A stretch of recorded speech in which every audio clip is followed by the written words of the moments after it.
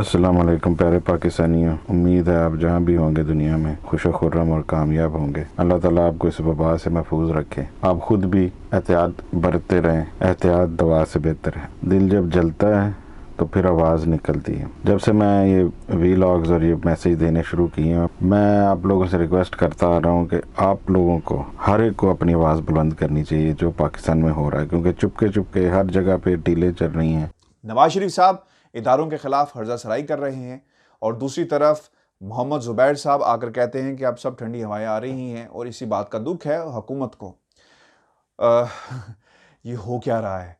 ये कौन सी डील की जा रही है इस मुल्क के जो पावरफुल कॉरिडोर्स हैं, या फिर ये सिर्फ और सिर्फ झूठ का पलंदा है? दे सकते थे। जुबैर साहब सुलह हो गई? अब हम समझते हैं जी बिल्कुल सुलह हो गई है, और यही डर खौफ है जो आप बार बार पूछ रहे थे ना मेरे से कि जी ये कैसे गिरेंगे कैसे गिरेंगे। इनके पास से सिर्फ सीढ़ी खींचनी थी।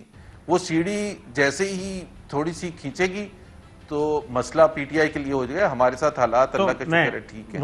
मैं आज पाकिस्तान के इन पावरफुल कॉरिडोर से ही रिक्वेस्ट करूंगा, बीइंग अ पाकिस्तानी, जिस तरह मोहम्मद जुबैर साहब की उस बात का ISPR ने आकर जवाब दिया कि जनाब ऐसी कोई बात नहीं है, इसका भी जरूर जवाब दें कि मोहम्मद जुबैर साहब अगर ये कहते हैं कि एस्टेब्लिशमेंट से बात हो गई है और तमाम सुलह हो गई है, कभी लड़ाई नहीं हुई थी, तो फिर ये क्या है जिसमें नवाज शरीफ साहब बार बार ये बातें कर रहे हैं? कहाँ पे गई सिक्योरिटी फोर्सेस की वो कुर्बानियां जिसका हवाला दे रहे हैं? अब ये है क्या जिसमें जर्नल्स का जिक्र किया जा रहा है? व्यूअर्स, ये बड़ा एक अलमिया है कि अगर इन ट्वीट्स को, इन तकरीरों को, इन जलसों के अंदर जिस तरह ललकार कर कहा गया, जिस पर पाकिस्तान के मीडिया पर पाबंदी लगा दी गई कि जनाब ये इदारों के बारे में बात कर रहे हैं लिहाजा इसे दिखाना नहीं है, तो नहीं दिखाया गया। तो ये था क्या जिसके ऊपर आज जुबैर साहब आकर मीडिया के सामने ये बातें करें? अगर ऐसा नहीं है तो फिर इसकी बाकायदा एक्सप्लेनेशन जो है वो आनी चाहिए, तरदीद जरूर आनी चाहिए।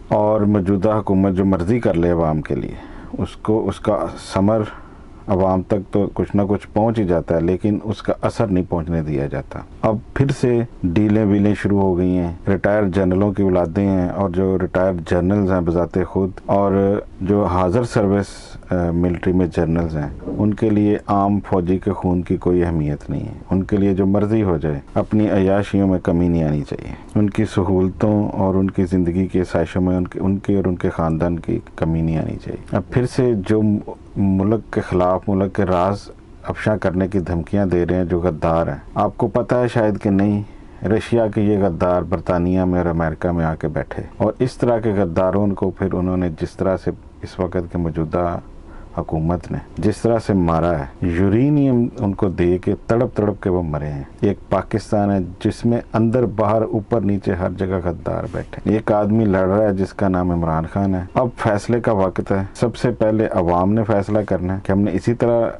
तड़प तड़प के मरना है, और दूसरे नंबर पे फौज ने फैसला करना। मैं फौज के लिए फौज की बात कर रहा हूँ। ये जो क्रिमिनल जनरल्स बैठे हैं, इनमें उनकी नहीं, जो रिटायर या हाजिर ड्यूटी हैं, जिनको अब रिलीफ पे रिलीफ दिया जा रहा है और उनको उठाया जा रहा है। हर तरफ सारे करप्ट लोगों को छोड़ा जा रहा है, जिनके खिलाफ खुद ही रिपोर्टें बनाई गई, सब कुछ किया गया, क्योंकि अब इस तरह की रिपोर्टें और तहकीकें आनी शुरू हो गई हैं जिनमें अब नाम बाहर आने शुरू हो। गवर्नमेंट ने ये पिंडी में जो रिंग रोड बन रहा है, इसके ऊपर जो कमीशन बनाया गया और उसकी जो तहकीकाती रिपोर्ट आई है, उसमें भी रिटायर जनरल्स और उनकी फैमिली, रिटायर जनरल नहीं, हाजिर ड्यूटी जनरल, ये सारे रिश्तेदार होते हैं आपस में। और अब ये कोशिशें तेज़ कर दी गई हैं कि इस हुकूमत को, इमरान खान को नाकाम किया जाए और गायब किया जाए, और उन्हीं डाकुओं को फिर ला के बिठाया जाए जो राज अफशा करने के इस मुल्क की धमकियां देते हैं और खुल के हर जगह पे, और उन्हीं से ब्लैकमेल, एक ओपनली ब्लैकमेल हो रहा है सिस्टम। जजों ने तो जो किया, अदालतें, ब्यूरोक्रेसी और अदालतें सबसे बड़ा हर्डल इस मुल्क की तरक्की, और उसके साथ रिटायर